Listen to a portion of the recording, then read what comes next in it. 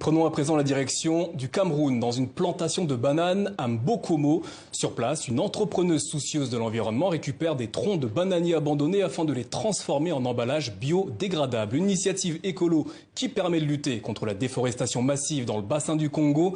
Voyez ce reportage signé Patrice Ferrus, Michel Mvondo, Tony Michael Menga et Clémence Dehaut. Quand la saison de la récolte de bananes est terminée, c'est le moment pour Armel Tamo et son équipe d'entrer en jeu.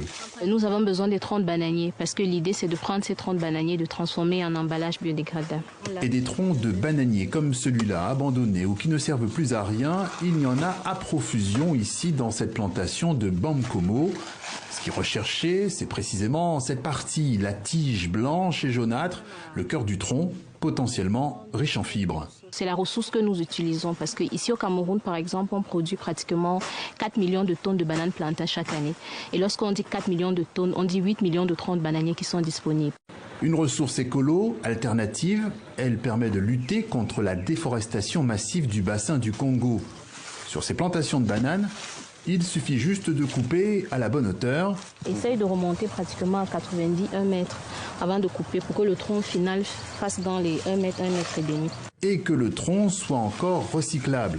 Entrepreneuse avisée, lauréate de plusieurs prix, Armel Tamo est déjà dans le coup d'après avec une stratégie qui veut minimiser les coûts et gagner du temps.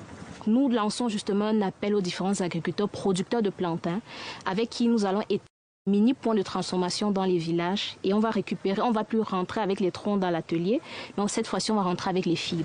Mais pour l'instant, il faut encore tout charger dans le camion. Il faut encore ramener les déchets à 25 km de là, à l'atelier de Yaoundé. Sur site, les troncs sont dégainés, comme on dit sur place. La fibre est découpée, triée, plongée pendant 8 heures dans le chaudron, puis séchée. En fait, l'idée c'est d'obtenir la cellulose. C'est la cellulose qui est assez intéressante pour le papier. Et l'avantage avec les fibres de plantain, c'est que ces fibres sont véritablement solides. Une garantie de qualité pour le produit fini. Ces immenses feuilles et plaques obtenues seront ensuite, selon le grammage, transformées en carton, en rouleau de papier, en sachet ou en emballage. Une production d'environ 500 emballages par jour vendus entre 1 et 5 euros l'unité. Des emballages en papier recyclé qu'Armel Tamo va parfois livrer elle-même chez ses clients du centre-ville de Yaoundé. De jeunes entrepreneurs comme elle, soucieux de séduire leur clientèle tout en préservant l'environnement.